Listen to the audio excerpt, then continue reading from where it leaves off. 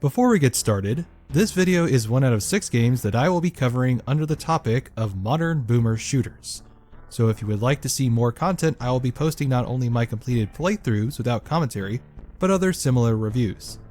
For Project Warlock, I already have the first 3 episodes of my hard mode run available that I use for this video review.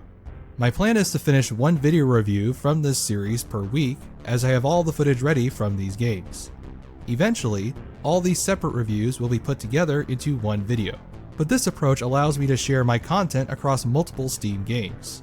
For now, however, if you want something to watch, you can tune into my thoughts on the real Return to Castle Wolfenstein mod, as well as the first part of the soon-to-be-released remake of my Doom series critique. Thank you.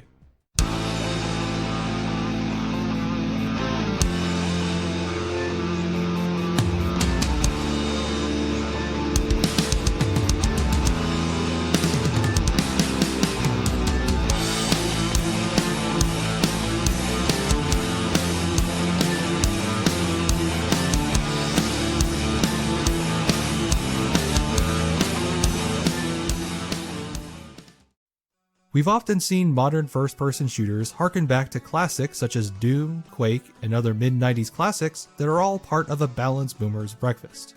However, how many times have these throwbacks ever returned to the likes of Wolfenstein 3D, the unofficial granddaddy of all first-person shooters?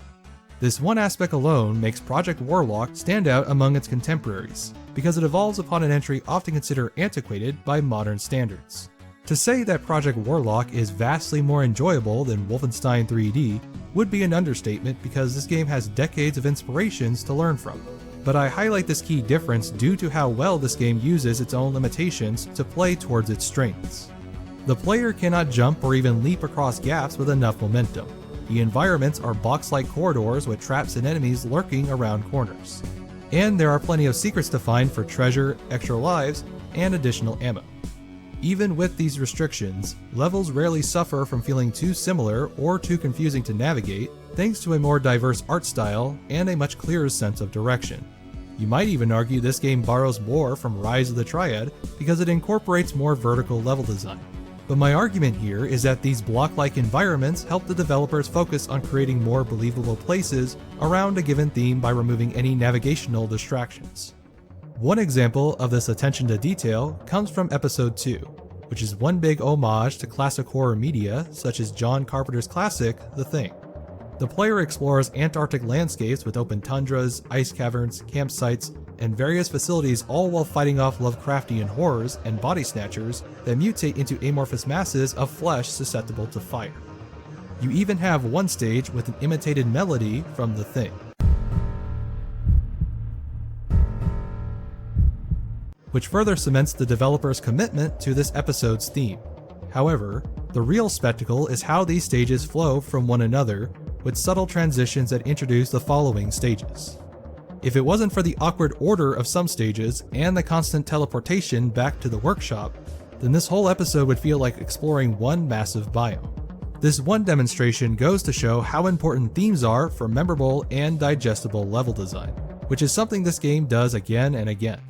Even when the final chapter sends you to hell, the environments devolve into remixes of previous episodes while still retaining each biome's character, now made ever more macabre. And yes, the subtlety of a Wolfenstein-inspired game ending with a Doom campaign was not lost on me. So if you were to only view this game's merits from its level design, then this game exemplifies everything people love about retro FPSs. However, Project Warlock is not simply another nostalgic byproduct. It also features its own share of unique ideas to stand out as a more modern title, albeit with mixed success. As a gun-toting warlock, you are equipped with conventional weaponry as well as various spells at your disposal, with some added RPG-like mechanics for progression. These weapons range from your typical pistol, shotgun, and chain gun, to more exotic weapons like a flamethrower, a magical staff, and various laser guns.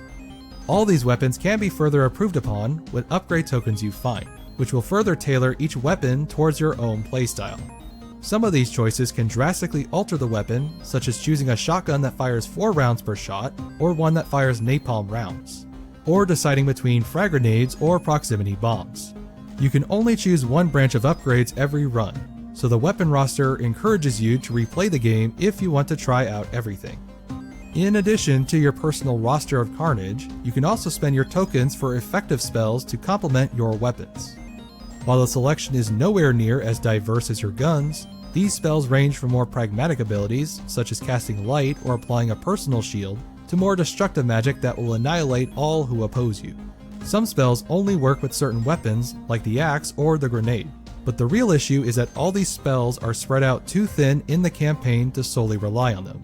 For the most part, you could ignore all these spells as the game will never require you to use them, although you would be missing the entire point when playing a game called Project Warlock. Quite simply, this game was meant to be played with both options. So when your enemies pass a saving throw against your spells, you will have your handy boomstick to finish the job. Regardless of your playstyle preferences, it's clear the developers wanted you to play with all these options in order to revel in the sheer power trip the game can provide, but it's also far too easy to break that balance in your favor. I haven't even talked about the upgradable stats and the unlockable traits, which the student trait alone is enough to break this game because every time you level up, you get a second stat point for free. Having it randomly distributed among your other stats only means all 4 categories will never be neglected, so the sooner you unlock that trait, the sooner you will become too strong for the game to keep up. Now the game tries to account for its laxing difficulty by increasing the speed and attack rate of enemies on harder modes, as well as giving you fewer extra lives at the start. But even the weapons and spells themselves can remove much of the challenge. For example, the flat cannon for the double-barreled shotgun is overpowered due to how fire damage works, and the lightning staff neuters any sense of challenge from the boss fights. Additionally, once you get the personal shield, you will not only have a dark blue filter for the rest of the game, but you will also rack up 20 plus extra lives with ease unless you carelessly exhaust all your mana.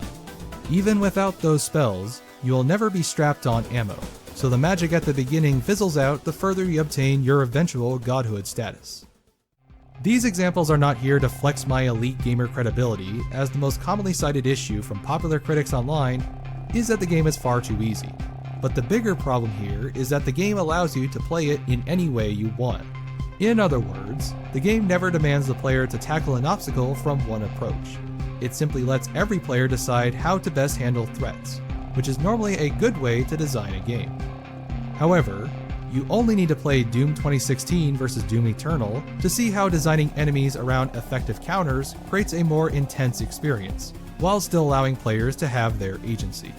In the case of Project Warlock, this solution wouldn't be a simple fix because players always have so many upgradable options, which is why all the encounters follow the path of least resistance. In short, you would have to modify the behaviors of every enemy, which would be enough of a drastic change you might as well make a sequel by that point. Is this issue enough of a problem to hamper the overall experience? No. And I would be lying if I said there weren't the rare difficulty spikes to catch you off guard, especially with the first boss that is guaranteed to lead to a game over your first time around. Although, compared to the later boss fights, that challenge is probably because you are under-equipped and you lack the more useful spells. As I mentioned towards the beginning, Project Warlock's level design is beautiful in its simplicity, and the game's power trip is enough of a rush that will keep you playing once you get started. Once you're finished, you might be mildly curious to see what you missed out on your first time around, but you'll be left feeling satisfied.